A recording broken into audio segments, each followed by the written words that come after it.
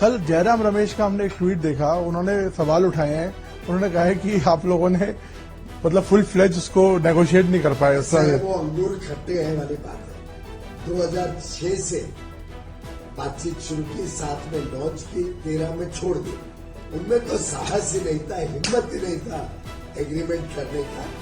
डर के मारे यूपीए और कांग्रेस की सरकारें कभी निर्णय नहीं ले पाती। और जयराम रमेश जी तो वैसे एंटी डेवलपमेंट माने जाते हैं, आपने देखा ही है। एक पर्यावरण मंत्री के नाते उन्होंने देश का पूरे विकास यात्रा को ठप कर दिया था। तो कांग्रेस का ट्रैक रिकॉर्ड इतना खराब है। जयराम रमेश जी जैसे मित्र और कांग्रेस जैसी पार्टियां तो भारत को चाइना के साथ एफटीए करने को मजबूर कर रही है। मैं तो उनको सामने ये सवाल पूछना चाहता हूं कि आपने कैसे सोचा भी कि regional comprehensive economic partnership RCEP, जहां चाइना और एफटीए, चाइना और भारत के बीच एक प्रकार से एफटीए हो रहा था, उसमें भारत को झोंकने की हिम्मत कैसे की? ये पाप कैसे कांग्रेस ने किया?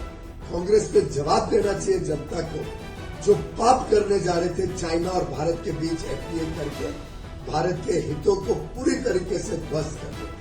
और ये है कांग्रेस डेड इकोनॉमी बोलते हैं राहुल गांधी, बार बार कहते हैं कि डेड इकोनॉमी है, 2 बार रिपीट कर चुके हैं। भाई, दुनिया की फास्टेस्ट ग्रोइंग वर्ल्ड इकोनॉमी।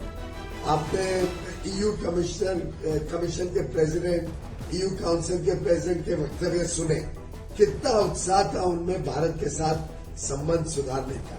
आज 7-8% पे तो दुनिया की कोई और इकोनॉमी ग्रो नहीं कर रही है भारत के अलावा। आज पूरे विश्व को भारत के साथ संबंध बढ़ाने के उत्साह है। ये तो मैं मानता हूं एक प्रकार से देश के अंदर ही लोग ऐसे बैठे हुए हैं, राहुल गांधी जी जैसे, जयराम रमेश जी जैसे, जो अपने ही देश को नीचा दिखाते हैं और अपने ही देश की उपलब्धियों को नकारात्मक सोच के साथ देखते हैं।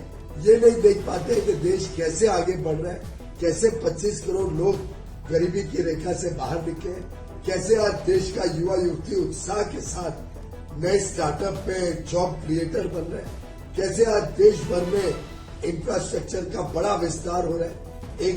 एक तरफ लोगों का जीवन आगे बढ़ रहा है, जीवन सुधर रहा है, आमदनी बढ़ रही है।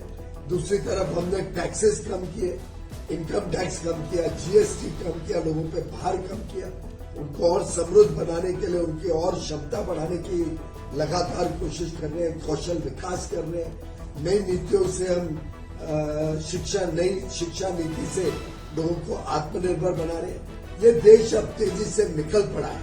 कांग्रेस की नकारात्मक सोच अब देश को रोक नहीं पाएगी। वो सोच ने ही इस देश को दशकों तक पिछड़ा रखा।